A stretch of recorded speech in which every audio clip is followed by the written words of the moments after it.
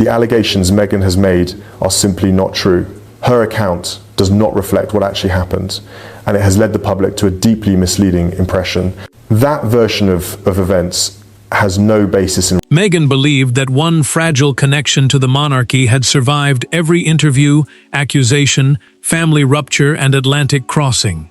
Then a sealed letter arrived at her California home carrying a decision she had never expected Prince William to make. With one signature, the future king terminated her remaining formal access to royal charitable networks, family archives, ceremonial invitations, and private palace communication channels. This was not a warning. It was a final severing. Before we go deeper into what this really means for the royal family, make sure to subscribe so you don't miss a single update.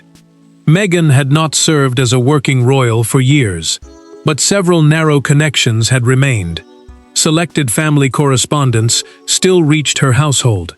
She could submit requests for historical palace records linked to her time as a duchess, and Royal Associated Charities continued treating her as a former patron rather than a complete outsider.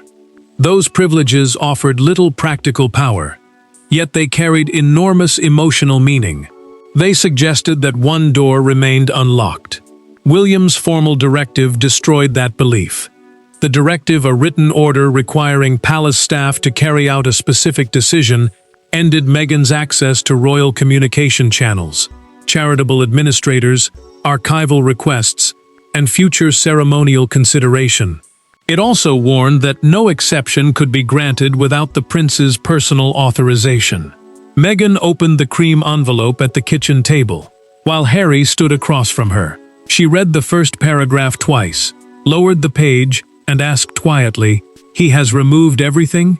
Her disbelief sharpened into anger when her husband failed to answer immediately. Harry took the document and found William's signature beneath language describing the separation as permanent. The prince gripped the edge of the table. He understood that the order reached beyond his wife. It weakened the last symbolic thread connecting Archie and Lilibet to the institution he had once called home. Meghan tested the decision at once. She called a long-time palace intermediary, but the number had been reassigned. She then emailed a royal-linked charitable office and received an automated response, confirming that her communication privileges had been withdrawn. The order was already active. There had been no private warning, grace period, or final conversation. Harry searched for a review date or mediation clause. None existed. William had not invited negotiation. He had recorded a conclusion, suggesting that something deeper than public disagreement had forced his hand. Then Harry noticed two names at the bottom of the accompanying memorandum. Charles and Catherine had both been informed before delivery. Meghan looked directly at him and asked whether they had supported the decision or whether William had acted despite their objections. As Meghan searched the letter for a hidden path back inside, the real battle shifted toward the three people whose private loyalties had made William's decision possible. The directive appeared administrative, but nothing about it was merely procedural. Behind every sentence stood a broken brotherhood, a marriage shaped by exile, a future king protecting the institution, and a father watching his sons move further apart. Meghan saw punishment. William saw containment. Harry saw abandonment. Charles saw the consequence he had spent years trying to delay. Each of them understood the same brutal truth. This decision was personal, because the family itself was the battlefield. Meghan knew the remaining royal links offered almost no real authority, yet they still carried enormous symbolic weight. They proved she had once belonged inside the institution, and that resignation, distance, and hostility could not completely erase her history. Losing those links felt like more than an administrative change. It felt like someone had taken her past and placed it beyond her reach. William viewed the same connections differently. The future king believed every unclear private arrangement created another opening for personal conflict to become a public crisis. As the senior royal helping shape the next reign, he saw firm boundaries as protection, not revenge. To him, unfinished access meant unfinished risk. Meghan called the directive an attempt to rewrite our history, while Harry stood across from her in their California sitting room. The prince answered more carefully than she expected. He said William might instead be trying to stop their history from controlling the future. His words stunned her, because they carried no outrage. They sounded like reluctant understanding. Charles read his copy alone. The king removed his glasses and remained silent over the page. He loved Harry, but he could no longer deny that repeated private efforts at reconciliation had failed to rebuild trust between his younger son, Meghan, and the household. Every attempt at peace had created temporary calm, then another rupture. Catherine's involvement had been narrow but important. The princess had not drafted the order, yet she reviewed the passages governing family correspondence. Her handwritten amendment requested that Archie and Lilibet's personal family history remain preserved even after Meghan's direct privileges ended. William had drawn that distinction deliberately. The children remained part of the extended royal family by birth, but their mother could no longer use their names as authority when approaching palace offices, archives, or charitable administrators. The boundary targeted access, not lineage. Harry then noticed the same phrase repeated across several pages: the Windsor incident. No explanation followed. He looked toward Meghan and asked what it meant. She did not answer. The order may have been signed in London, but its true origin lay in one private Windsor encounter that transformed suspicion into a point of no return. Every family rupture has a moment that later appears inevitable. For William and Meghan, it came during a private Windsor memorial consultation that was supposed to last 20 minutes. No cameras were present. No public argument followed. Yet one request, one refusal, and one sentence spoken beside a closed archive cabinet convinced the prince that informal boundaries were no longer enough. Those who later examined the collapse would return to that meeting as the instant the last royal tie began to break. Meghan had come to Windsor to discuss records from her years as a working royal. The consultation was meant to decide which photographs, letters, and foundation files could be referenced in future personal projects. A memorial consultation was a private review of historical material connected to royal service, and William had approved it because he wanted old disputes handled quietly rather than through another public battle.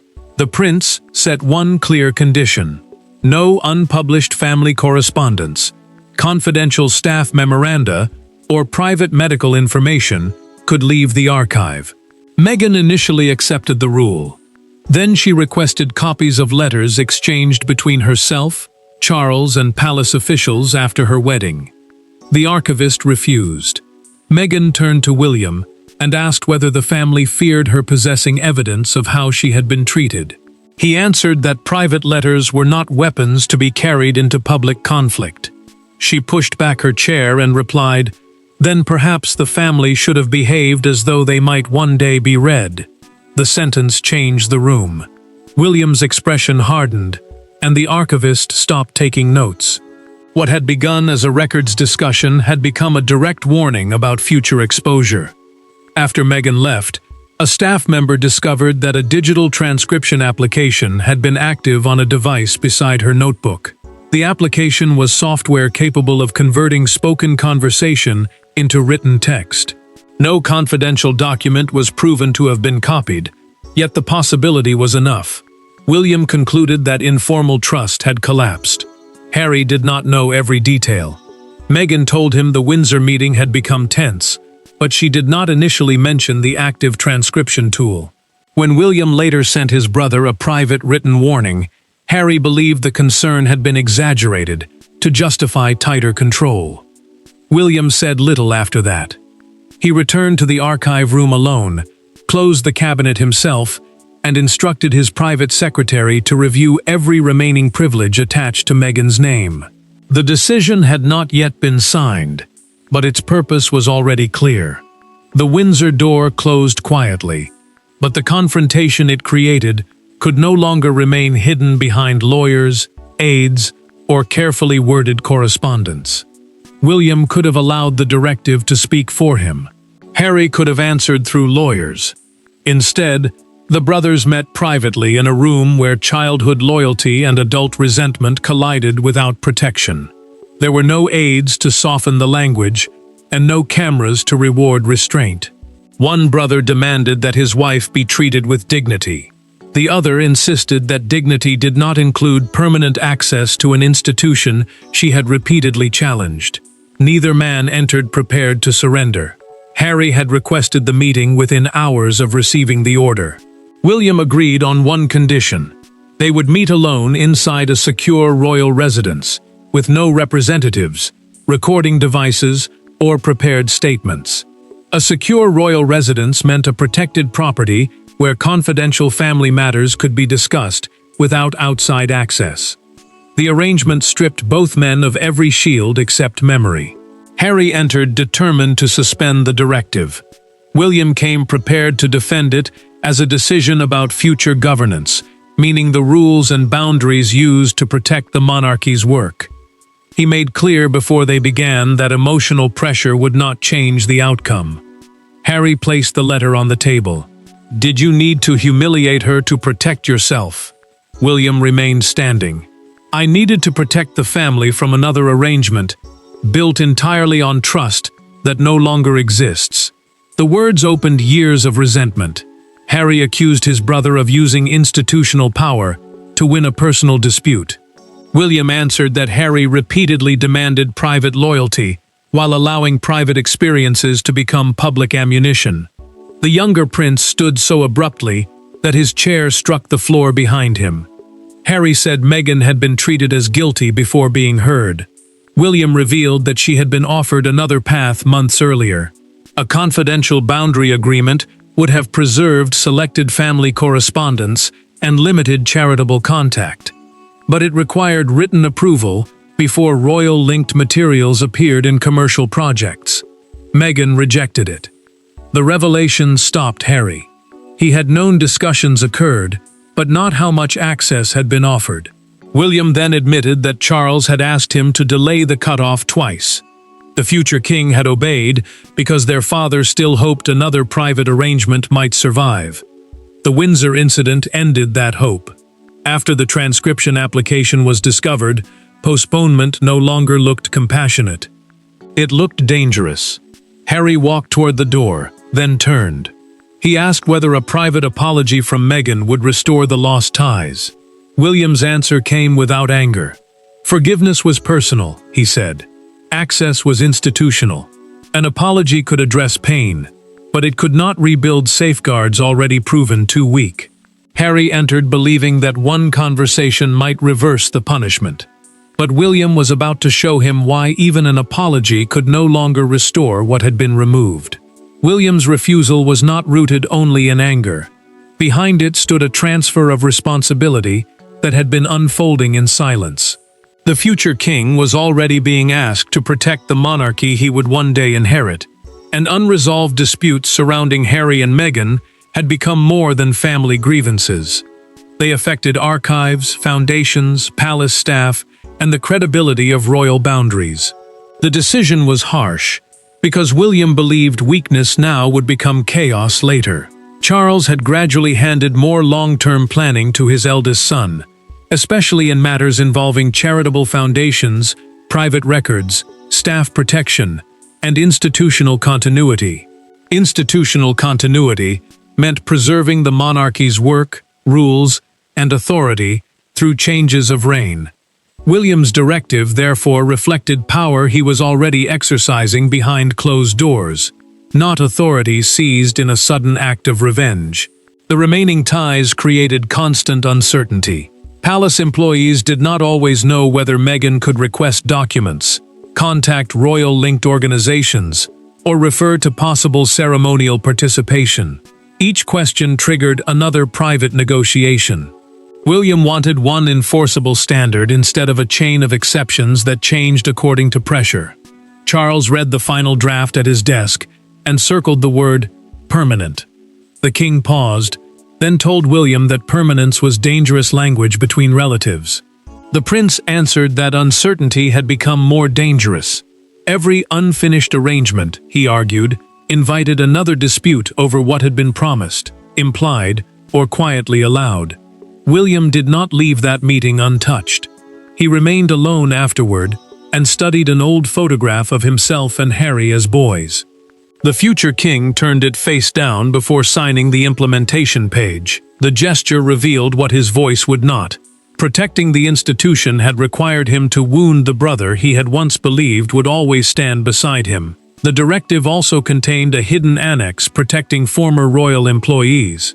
It prevented Meghan or her representatives from approaching retired aides through palace channels. Several former staff members had complained through documented statements that old disputes continued reaching them through legal questions and media inquiries long after their service had ended. Catherine demanded one firm protection of her own. The princess insisted that Archie and Lilibet remain preserved in private family records and historical correspondence. William agreed. The order would terminate Meghan's institutional access, not deny the children's place within the House of Windsor, the royal family line, and its recorded history. Then the consequences moved beyond language. Invitations were withdrawn. Archive permissions disappeared. Charitable offices received new instructions. And one ceremonial possibility Meghan had quietly believed might survive was removed without a personal warning. The signature had established the boundary, but its true force became visible only when Meghan discovered exactly which doors had already closed. A royal separation is not felt through one dramatic announcement. It arrives through silence. A name vanishes from a distribution list. A familiar contact stops answering. An invitation expected for years never comes. As William's directive moved through palace departments, Meghan experienced the decision in fragments, each one colder than the last. What had seemed like an angry letter became a new reality. The monarchy was learning to function as though she would never return. Palace administrators began implementing the order department by department. Meghan's name disappeared from confidential family updates, ceremonial planning lists, archival request channels, and direct correspondence routes once shared with working and former royals. An archival request channel was the approved process used to ask for protected historical records. Losing it meant she could no longer reach the palace through the formal paths that had preserved even a limited connection. Charitable organizations received new guidance as well. Groups that once described Meghan as a royal-connected former patron were instructed to use historical language only. Any future cooperation would have to stand independently and could not suggest palace support. The change mattered because it removed the last public bridge between her current work and the role she had once held. Then the missing invitation arrived by not arriving at all. Meghan learned through a former contact that she had been excluded from a forthcoming commemoration honoring Queen Elizabeth's charitable legacy. She had expected at least a private invitation because of her earlier service. She lowered her phone and said, "They have made absence official." Harry expected anger. Instead, he watched grief take its place. Meghan removed a framed photograph from their royal wedding and placed it inside a drawer. He asked her not to hide their past. She replied that the family had already decided which parts of that history were allowed to remain visible.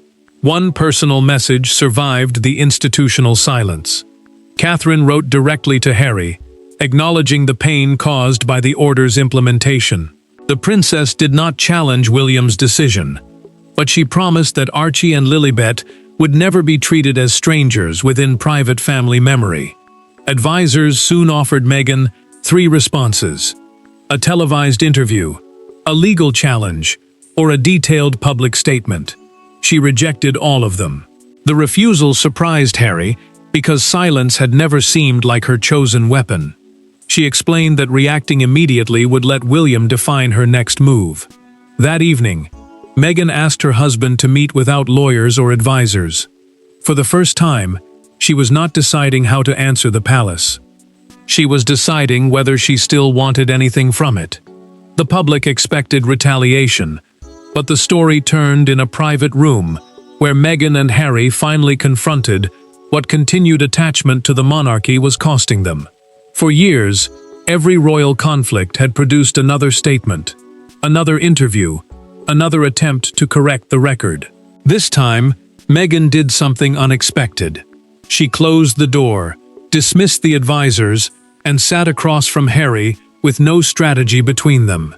William had decided what she could no longer access, but he could not decide what she would continue pursuing. In that private conversation, anger gave way to a harder realization. Freedom was impossible, while recognition from the palace still mattered. Meghan waited until the children were asleep, then asked Harry to leave both phones outside the room. No lawyers remained nearby. No communications advisors had prepared language. For once, they would face the separation as husband and wife, rather than two figures trapped inside another royal dispute. Meghan asked the question, beneath every argument they had endured, why did they still measure their lives against invitations, titles, replies, and recognition from an institution they had chosen to leave? Harry admitted that part of him had never stopped expecting the family to acknowledge that their departure could have been handled differently. He had believed time might soften blame and allow love to exist apart from duty. Meghan understood the hope because she had carried her own version of it. She said William's directive was designed to make her feel rejected, but continuing to demand access would give that rejection permanent control. Her voice broke as she confessed that the remaining ties had never been about archives or ceremonies alone. She had preserved them because she needed proof that she had not been pushed out completely. Harry lowered his eyes. He admitted that he had kept waiting for William to separate family love from institutional conflict. Meghan reached across the table and said the future king might no longer believe such a separation was possible. The decision came quietly. Meghan would not pursue legal action, mediation, or public reinstatement. Instead, she would send one private acknowledgement, accepting the end of her formal ties. A formal tie meant an officially recognized channel, connecting her to palace work, records, or ceremonial consideration. Ending it did not erase history, but it closed the institutional door. Meghan wrote directly to William. She said she disagreed with his reasoning, but would not challenge his authority. She added that Archie and Lilibet must never become instruments in the conflict. William read the message alone. For the first time since signing the directive, the prince's posture softened. He had barely begun considering a reply when details of the order reached the press. A private boundary had finally been accepted, but within hours, it became a public spectacle that demanded heroes, villains, and a single image the world would remember. By sunrise, the separation no longer belonged to Meghan, Harry, or William. It belonged to headlines, broadcasters, crowds, and commentators searching for a winner inside a family tragedy. Some called the prince decisive. Others called him unforgiving. Some saw Meghan as finally liberated, while others saw her as permanently defeated. Yet amid the noise, one newspaper image captured the deeper truth. Two brothers walking in opposite directions, beneath the words, "The last royal door closes." A national broadcaster confirmed that Meghan's remaining access to palace-linked records, charitable networks, and ceremonial channels had ended under William's authority. The report also stressed that Archie and Lilibet's family lineage and titles had not changed. That distinction mattered because the directive separated institutional privilege from blood connection. The children remained part of the royal family's recorded history, even as their mother's formal roots into its machinery disappeared. Buckingham Palace answered with a statement describing the changes as an administrative clarification following Harry and Meghan's departure from working royal life. An administrative clarification meant an official effort to define rules that had previously remained uncertain. The palace named no wrongdoing and released nothing about the Windsor incident. But restraint did not prevent outrage. Public opinion divided immediately. Meghan's supporters called the order institutional retaliation, disguised as procedure. William's defenders argued that no former working royal should retain informal privileges, without clear limits. Harry watched the debate move across television panels and online platforms, realizing that private grief had become entertainment for strangers who knew none of the people carrying it. Charles received the morning newspapers at breakfast. The king stopped at the front page showing his sons beneath the headline, then folded the paper inward. He told an aide to remove the remaining copies. Yet the monarch could not remove the truth they represented. The distance between William and Harry had become part of the crown's public identity. Broadcasters offered Meghan several prime-time interviews. She refused every one.